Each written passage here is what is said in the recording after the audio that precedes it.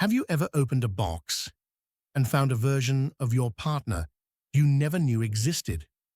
I thought it was just an old gift box in the attic, but inside, there she was, my wife, in a wedding dress, kissing another man. The worst part? It wasn't just an ex, it was a wedding album, a husband, a whole life completely erased from mine. And when I confronted her, she said, "I thought I divorced him. I didn't know. He never signed the papers. So tell me, am I even her real husband?" There's something odd about cardboard boxes. They hold things that no longer have a place in the present. Souvenirs of a life paused, discarded, or deliberately forgotten. I am Daniel. I wasn't looking to dig through my wife's past. It just happened. It was a rainy Saturday. Ashley had gone to visit her sister for the weekend. I was cleaning out the attic, trying to make room for the nursery. We were expecting our first child. I found the box buried behind a pile of old winter coats and a broken floor lamp. Brown, duct-taped, with a fading Sharpie label that read, "Do not open Ashley's." So, of course, I opened it. I thought it might be childhood stuff. Old journals, high school yearbooks, maybe pictures of exes she hadn't bothered to toss. Instead, it was neatly organized. A velvet-lined photo album, some old letters, a pressed bouquet of withered flowers wrapped in twine. The kind of care you don't give to something meaningless. I almost closed it right there. But then I opened the album, and my world shifted. The first picture was Ashley, in a wedding dress. A dress I had never seen before. She was standing in front of a chapel. A small one. White, rustic, with ivy growing across the doors. She looked stunning. Different, though. Younger, but not just by years, by spirit. She was smiling like she was in love. And the man holding her hand in the next photo wasn't me. He was tall, clean-cut, a little rugged, handsome, honestly. His arm around her waist looked too natural, and in every photo, the vows, the kiss, the first dance, they looked like two people who had promised forever. Except I'd never heard of him, and Ashley had never once mentioned being married before. My hands trembled as I flipped through the album. Page after page, a life unfolded. A wedding, a honeymoon, candid photos on a beach, a Christmas together, a home I didn't recognize. They weren't just married, they had a life, and it was real. I sat there for at least an hour, flipping through that album over and over again, my mind trying to make sense of something that refused to fit. We'd been married for 4 years, together for 6. I had no idea this ever existed, and suddenly, the woman I shared my life with felt like a stranger. Later that night, I sat on the edge of our bed, holding the album, staring at her side of the bed, wondering who she really was, and why she buried this version of herself so deep. I thought of calling her, but what would I even say? "Hey, I found your secret wedding album with another man in it. Want to talk about that?" Instead, I put the album back in the box, taped it shut, slid it back into the attic where I'd found it, and waited. The next day, Ashley came home. She kissed me, asked about the baby's room, laughed when she saw I'd finally gotten rid of the broken lamp. It was all so normal, too normal, and I couldn't stop watching her like I was studying a suspect. She caught me once. "You okay?" she asked. "Yeah," I said. "Just tired." "Long weekend?" "You could say that." She smiled, completely unaware. Or so I thought. That night, I lay beside her, wide awake. I listened to her breathing, steady and calm. I stared at the ceiling, wondering, who was the man in those photos? What happened to him? And why didn't she want me to know? I wanted to believe there was a good reason. I wanted to believe this was something tragic, buried for a reason. But deep down, something cold had already taken root. A question I couldn't shake.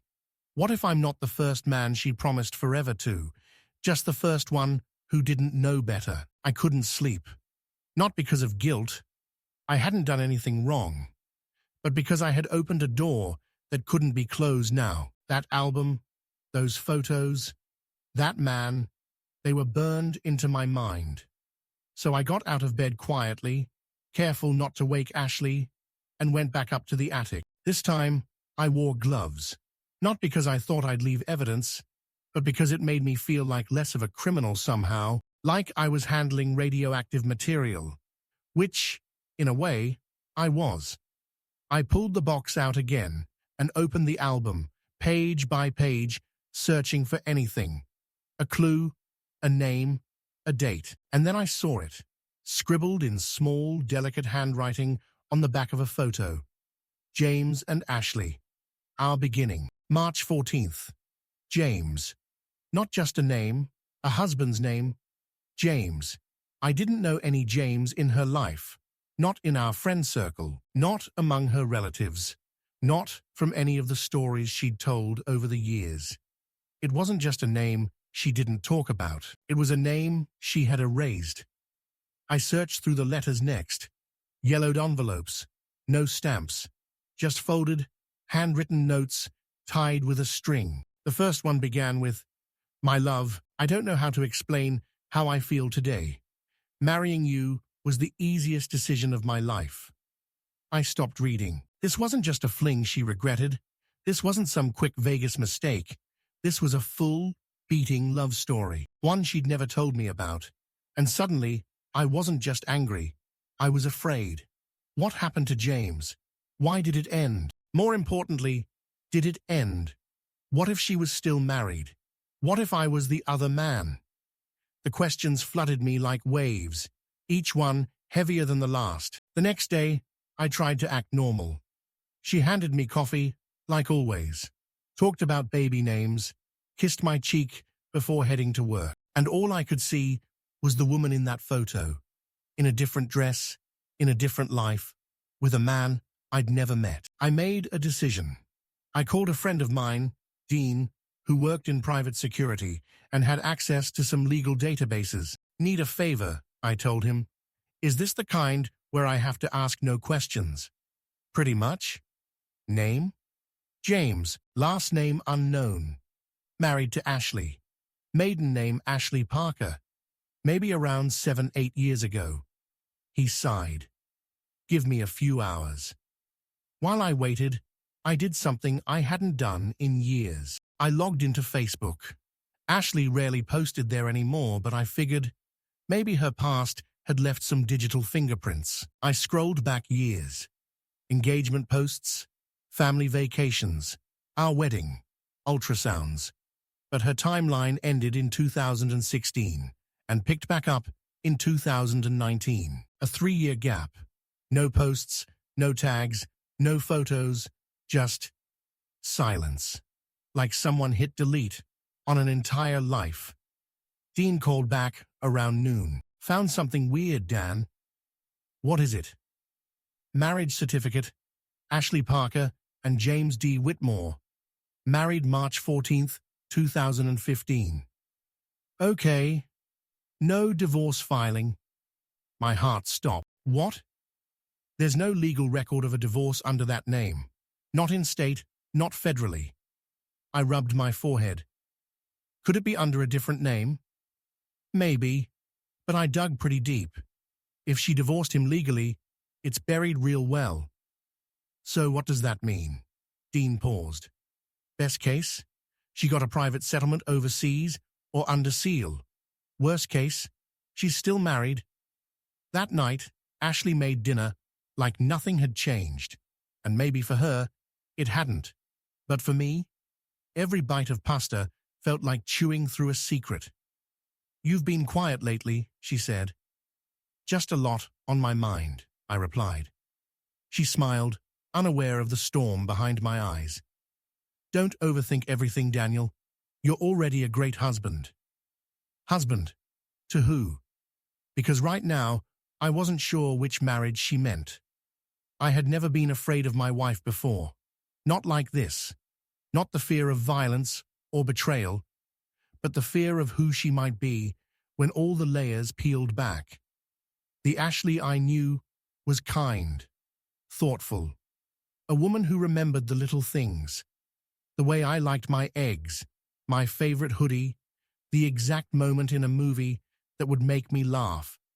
But that woman, she had a whole other life she'd never shared, and now I was afraid to ask what else she might be keeping in that carefully sealed part of her past. But I couldn't live in the attic of my own marriage anymore. So I asked.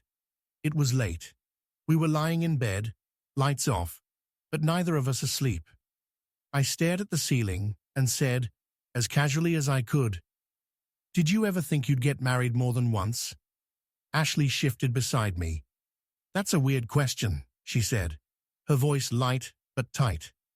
"Just curious." "I mean, no. I always thought you only get married once, if it's the right person. Even if the first one doesn't work out." A pause. Then, "Where is this coming from, Daniel?" I turned to face her. The shadows in the room softened her features, but I could see the tension forming in her jaw. "You ever been married before?" She went still, not like a person being caught in a lie, more like someone calculating the damage. After a long moment she said, "Yes." One word, no emotion, just confirmation. "His name was James, right?" Her breath caught. That gave her away more than anything. "How do you know that?" "Does it matter?" "Yes, it matters a lot." "Because you didn't tell me." "Because I meant to." "But you didn't." She sat up in bed, pulled the covers around her. "I wasn't hiding it to hurt you." "Then why didn't you say anything?" "Because it didn't feel real anymore. Because it ended so fast and so badly. I wanted to pretend it never happened." "You married him, Ashley. You planned a future. You had a wedding. A life." "For 9 months," she said flatly. "That's how long it lasted." I waited. "He cheated," she said, voice cracking for the first time. "With someone from work. Someone I knew." She paused. I walked in on them. Silence. The kind of silence that feels like grief. "I'm sorry," I said, because it was the only thing that felt honest. "It broke me, Daniel. I didn't even tell my parents for months. I filed for divorce, moved across the state, changed everything. I wasn't hiding it to deceive you. I was trying to bury it." "But you never divorced him." That's when her face changed. Confusion, then fear. "What are you talking about?" "There's no divorce record, not in your name, not in his." She blinked like the floor had dropped from under her. "That's not possible. I filed. I signed papers. He agreed. I moved on. I swear to God, Daniel." "Then where's the record?" "I don't know," she whispered. "I don't know." She got out of bed and went straight to her closet, pulled out a metal lockbox and rummaged through old papers until she found a folder. She sat on the floor, flipping through pages. "Here, see? Signed, dated, March 3rd. We filed jointly." I took the paper. It looked real, stamped, notarized, but Dean had searched everything and found nothing. "I'll call my attorney in the morning," she said. "If something got lost, I'll fix it. And until then," she looked at me, tired, exposed. "You're my husband, Daniel. Emotionally, legally, spiritually. I chose you. But you were still married when we got married." "No, I thought I wasn't." I sat back down on the bed, heart pounding, because this wasn't just about a secret anymore. It was about who we were on paper. If she was never divorced, then our marriage wasn't legal. Ashley left early the next morning, said she was going straight to her old attorney's office. She barely touched her coffee, didn't kiss me goodbye. Just walked out the door, shoulders tight, like a soldier heading into battle. I watched her car disappear down the street, and for the first time in our marriage, I didn't know what role I played anymore. Husband, victim, Backup plan? I called Dean again. So, bad news. She swears they filed for divorce, has signed papers, but nothing shows up in the system. You want me to dig deeper? Yeah. If there's any sealed record, any out-of-state filing, I need to know. You're not thinking annulment, are you? I don't know what I'm thinking. Because how do you annul something you built your life around? How do you undo a home, a child on the way, 4 years of memories? Ashley called around noon. I have an appointment in 2 days. They're pulling the archive file. And until then, we wait. That night, she made dinner. Fettuccine Alfredo, my favorite. But it felt off, like a peace offering before a verdict. She didn't talk much, neither did I. We both just existed in the same room. Two people who loved each other, but were quietly wondering if their whole life together had been built on a mistake. After dinner, I asked her a question I'd been holding back. Did you love him? She didn't pretend to misunderstand. She just sat back in her chair and stared at the kitchen tiles for a long time. Yes, I did. That hurt, even though I expected it. More than me. She looked up. Differently, he was my beginning. You're my home. That sounded poetic, but also rehearsed, and I couldn't tell if it made things better or worse. Later that night, we lay in bed, backs turned. I should have told you, she said into the dark. Yeah. I was scared that you'd think I was damaged, that I wasn't good enough. You didn't trust me. I didn't even trust myself. I almost reached for her hand, but I didn't, because sometimes touching someone before the truth is settled feels like pretending things are fine when they aren't. And we weren't fine, not yet. The next day, while Ashley was at work, I called the chapel in the photo. It took 3 tries and a bit of awkward explaining, but eventually I got a receptionist who recognized the place. James Whitmore and Ashley Parker? I asked. Yes, I remember them. That was, gosh, a few years ago now. Beautiful couple, real sweet. Do you know if they divorced? No idea, but I know the ceremony was registered here. We keep records. Want me to pull it? Please. She asked me to email proof of identity, which I did. 20 minutes later, I had a scanned marriage certificate in my inbox.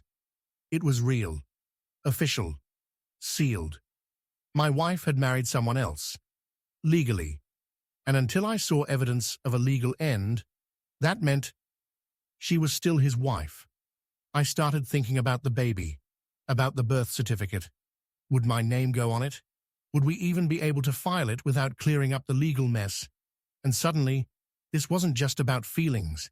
It was about legality, identity, future, and trust. That night, I brought it up again. You said the filing was in March 2016? Yeah. But the clerk said nothing came through. Then it got lost. I'm telling you, Daniel, I filed. With who? What court? She rattled off the name. I'd already written it down. And the attorney? Douglas Kent. He handled everything. I nodded. And what happened after that? I moved, changed jobs. I didn't want any ties to him. And he never reached out. She paused. Once, 6 months later, a single email. I didn't reply. Do you still have it? She hesitated, then walked to her desk and opened her old Gmail account. Scrolled, clicked, and there it was. Subject, mistake, from James Whitmore. Date, October 9th, 2016. Message, Ash, I never signed the papers. I couldn't. Maybe I should have, but something didn't feel finished. I'm sorry. I know you hate me, but I needed to tell you. You deserved more than silence. She turned to me, her face pale. I never saw this. I swear, Daniel, I never read this. And I believed her. Because sometimes you bury something so deep, You forget it's still alive. Ashley sat on the edge of our bed, staring at the email as if it were a live grenade. I didn't know, Daniel. I didn't know he didn't sign. Her voice cracked. Her hands were shaking. I believed her. But belief didn't erase reality. I forwarded the email to myself. Dean needed to see it. An hour later, he called. "This is big," he said. "If he never signed, then yeah, legally, the divorce never went through. So what does that make me? Her roommate? Her second husband in a polygamous scandal?" Dean didn't laugh. "You want me to find this guy?" "I want to talk to him." "You sure?" "No." But I nodded anyway. 2 days later, Dean texted me an address. James Whitmore, age 37, works in construction management, lives about 2 hours away, a small town called Larkridge. "He's remarried," Dean wrote. "No kids. Wife's name is Camilla. Bought a house last year. Pretty quiet life." Remarried? So he moved on, legally. Meanwhile, Ashley and I were stuck in limbo. What a joke. I didn't tell Ashley I was going. I left early Saturday morning and drove in silence the whole way. My hands on the steering wheel so tight, my knuckles ached. I wasn't sure what I was hoping for. An apology? A fight? Closure? All I knew was I needed to hear his voice. His house was neat. 1 story. Blue shutters. A wind chime on the porch. I rang the bell. James opened the door, wearing a hoodie and jeans, holding a coffee mug. He looked older than in the photos. A little grey at the temples. Frown lines that hadn't been there in the wedding pictures. He squinted. "Can I help you?" "I'm Daniel, Ashley's husband." His face changed instantly. A flash of recognition, then guilt. He stepped outside and closed the door behind him. "Did she send you?" "No, she doesn't know I'm here." "Okay. Why didn't you sign the divorce papers?" He sighed, rubbed the back of his neck. "Look, man, I'm not proud of that." "Then why?" "Because she disappeared. She left without a word. Blocked my number. I got the papers in the mail, and I couldn't do it." "You couldn't?" "I didn't want it to be over. Not really. I thought, maybe she'd come back.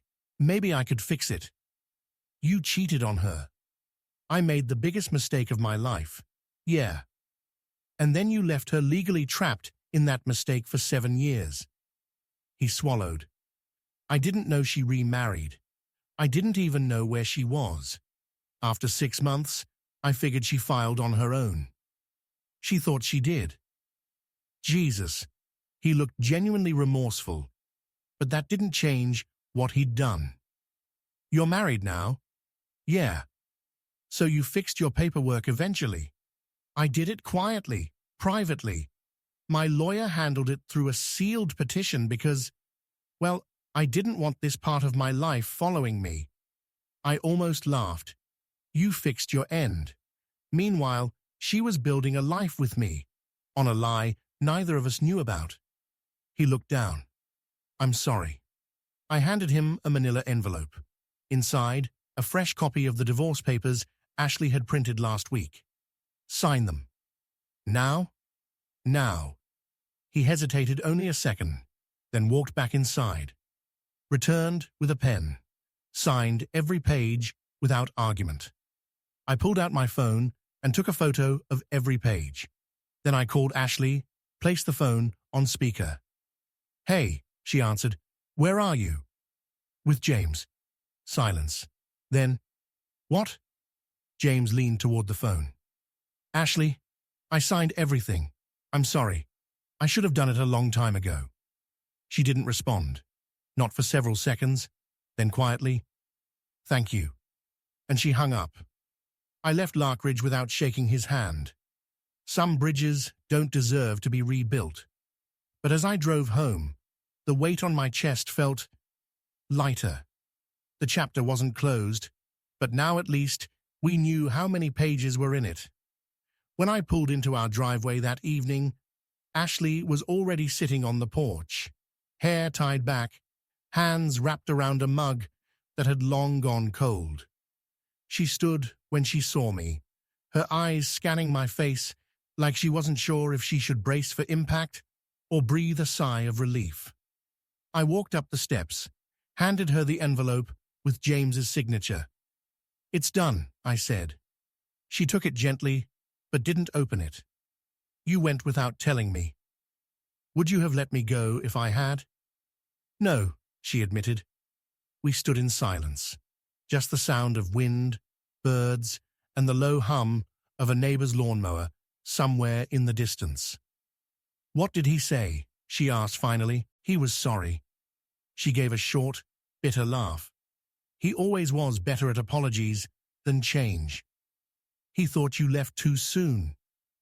"I didn't leave soon enough," she said, her voice tight. "I stayed after the first time. I stayed through the lies, the excuses, the gaslighting. I stayed because I thought marriage meant endurance." She looked up at me. "But then I met you, and it felt like I finally exhaled, like I didn't have to prove I was worth loving anymore." Those words cut deep, not because they were painful, but because I realized something. She hadn't just hidden James from me. She'd hidden the version of herself that had survived him. We went inside. She placed the signed documents on the kitchen table and sat down across from me. "I should have told you everything," she said, "long before you ever found that box." "Why didn't you?" "Because I didn't want you to see me as damaged goods." I flinched. "Ashley, I thought if I erased him, then I could erase what he did to me. The shame, the fear, the way I used to check my phone 100 times a day because I didn't know what kind of man would walk through the door." "You don't have to hide that from me." "I didn't hide it because of you, Daniel. I hid it because of me. Because part of me was still afraid I'd become her again, the woman who stayed." She reached across the table, took my hand. "But I didn't. I left, and I rebuilt. With you." Her voice trembled, but her grip didn't. "And I love you, not just for who you are, but for how safe you made it to be myself." My throat tightened. Because how do you respond to that kind of raw honesty? I gave her what I could, silence and presence. That night, we didn't sleep in separate corners of the bed. She curled into me like she used to, like trust was something we could stitch back together in the dark. I held her tighter than I had in weeks, because something had shifted. Not everything was okay, but something broken had finally been acknowledged, and that, I realized, was the beginning of healing. The next morning, over breakfast, she placed the envelope with James's signature into my hands. "Can you file it?" she asked. "Of course. I want it to be you who closes that door, not me." I nodded. I understood. Later that day, I stood in line at the county courthouse, watching people around me file birth certificates, small claims, name changes. And there I was, a husband filing paperwork to end his wife's last marriage, just so our life could be real. It was surreal. But as I handed over the forms and the clerk stamped them, I felt something I hadn't in weeks. Certainty. Not just that we were finally free of James, but that Ashley had told me everything that mattered, and that maybe, just maybe, the hardest part was over. The first few days after filing the papers were oddly quiet. Ashley and I went about our routines with cautious tenderness, like dancers trying to remember the rhythm after a long time off the stage. Every smile felt earned. Every touch felt like a question waiting to be answered. It wasn't perfect, but it was real. And for the first time in weeks, I started to believe we could rebuild. Until James showed up at our door. It was a Thursday afternoon. I was home early from work, unpacking a box of baby gear in the living room. Ashley was in the shower. The doorbell rang. I wasn't expecting anyone. I opened the door, and there he was, James Whitmore, older, tired, wearing the same sheepish guilt he'd had when I confronted him days ago. "Daniel," he said, nodding, "what the hell are you doing here?" "I need to speak to Ashley, just for a few minutes." "Not a chance." He raised his hands. "Look, I'm not here to start anything. I signed everything. I'm not contesting anything. I owe her one more truth. And I didn't say it when you came to my house because I didn't want you to punch me." "You should still be worried." Ashley stepped into the hallway, towel around her hair, freezing when she saw him. "James?" Her voice didn't sound angry, just shocked and tired. "Hey, Ash. What are you doing here?" "I needed to tell you something, face to face." She looked at me. I didn't want to let him in, but she nodded slowly. "It's okay," she said. 5 minutes. We sat in the living room, me on one side, James on the other, Ashley between us. He cleared his throat. "I know saying sorry doesn't fix anything, but I need to say it anyway. I was selfish. I was scared. I destroyed something good because I didn't know how to be a decent man back then." "You didn't come here just to apologize," I said. He turned to Ashley. "I kept something from you, Ash. Back then, after you left." She folded her arms. "What? You remember when I said I cheated just once? With Lisa from work?" She nodded. "It wasn't once." Her face went blank. "I lied. It had been going on for 3 months before you caught us, and she got pregnant." Ashley didn't speak. I stared at him in disbelief. "You have a kid?" she asked finally. "I did," he said softly. "He was stillborn, a boy. We named him Caleb."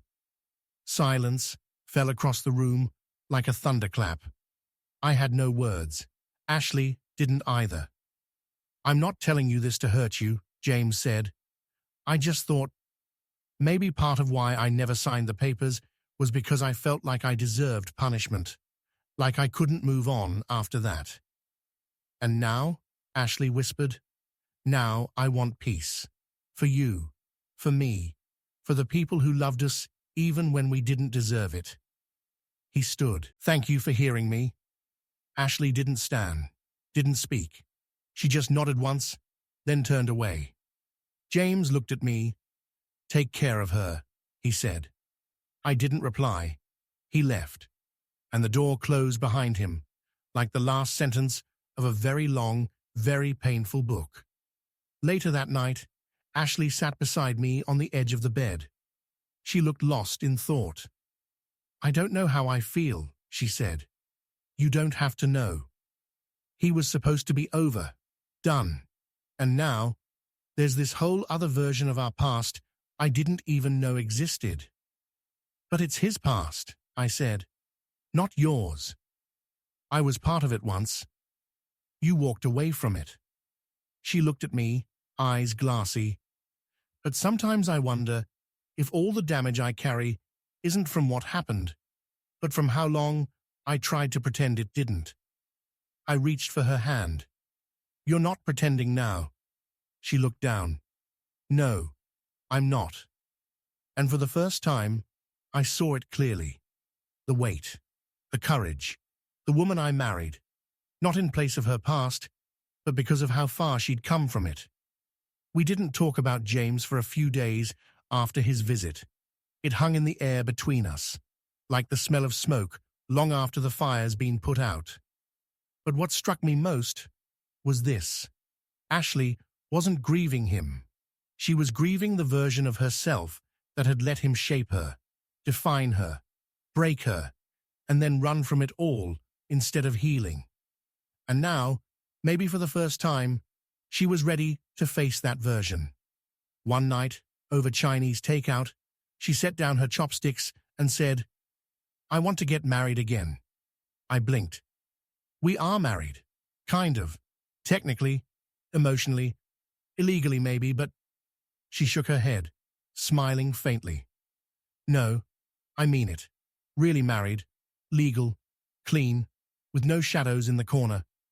I stared at her for a moment, then I leaned across the table and took her hand. Okay, let's do it, but I'm not wearing another rental tux. I want something that actually fits. She laughed. God, I'd miss that laugh.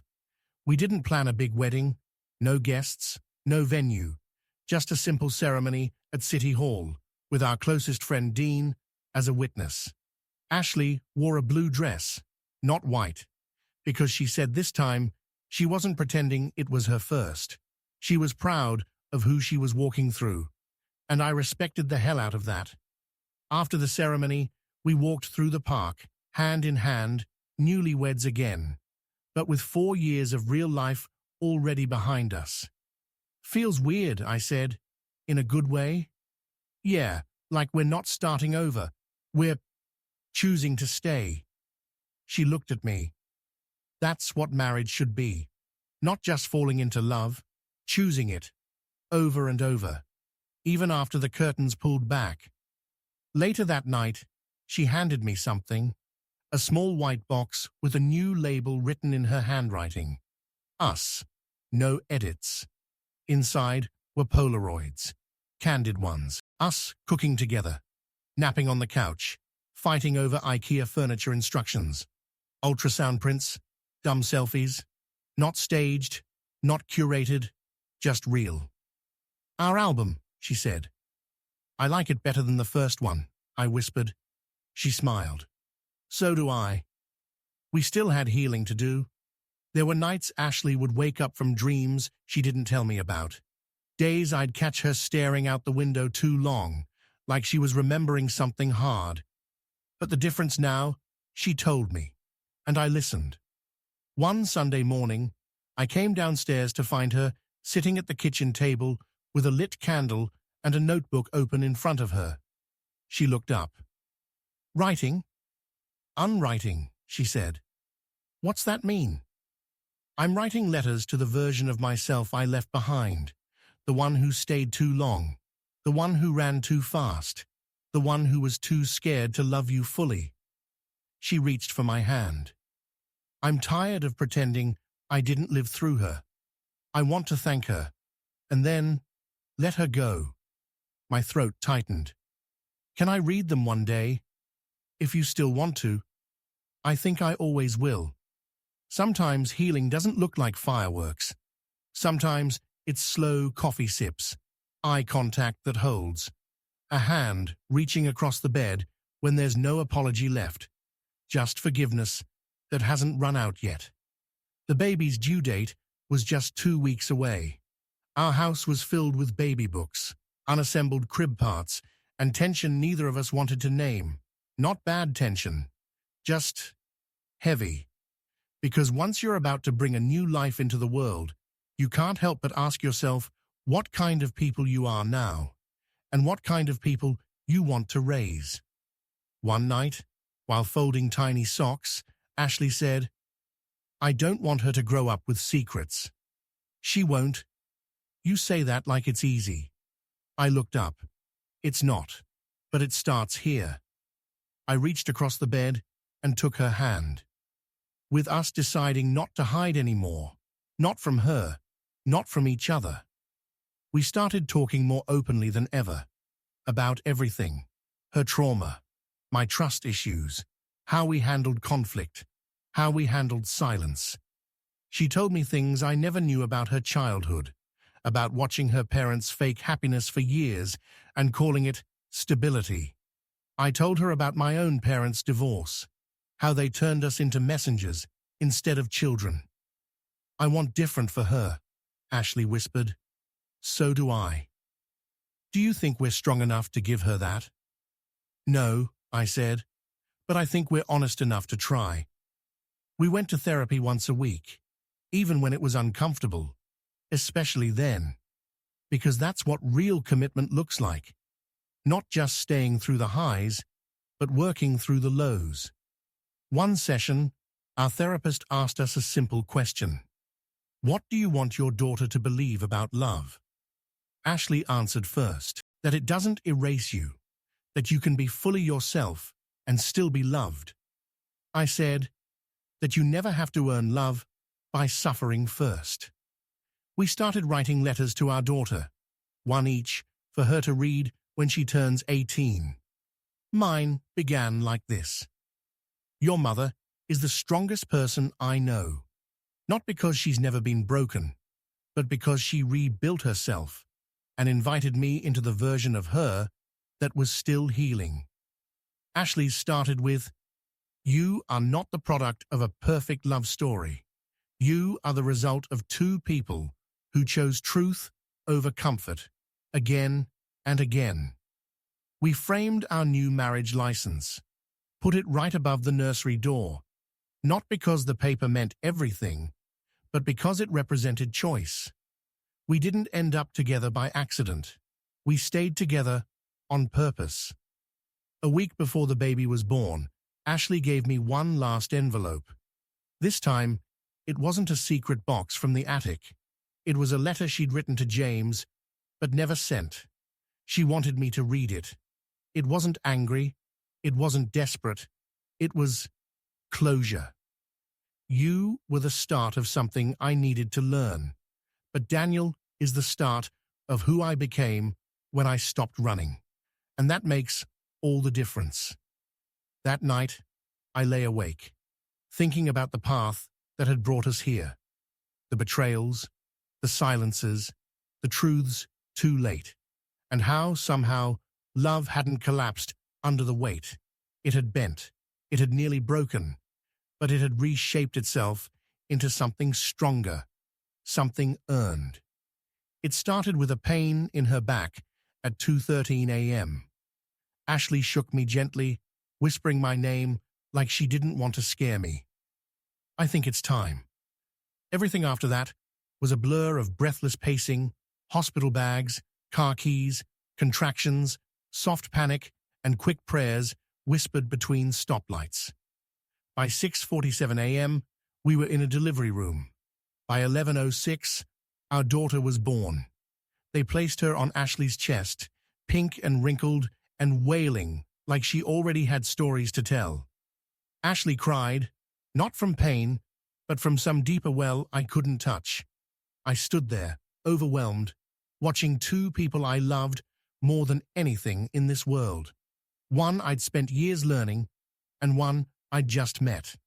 And I cried too. The nurse handed me our daughter. She was so small, so impossibly alive. I looked down at her, heart pounding, and whispered the first words I ever spoke to her. We're not perfect, but we'll never lie to you. That's our promise. A few days later, we brought her home. And on that first night, as Ashley rocked her in the nursery, I took a photo. No posing, no filters, just Ashley in her robe, hair messy, eyes tired, cradling a newborn with a love so pure it hurt. I printed the photo and slid it into a new album. Page 1. Then I scribbled on the inside cover, the real beginning. No secrets, no shadows, just truth. We named her Clara Hope Whitmore Klein. Yes, Whitmore. We talked about it for hours, about how legacy isn't just blood or law, it's story. And Clara's story, our story, began in broken places.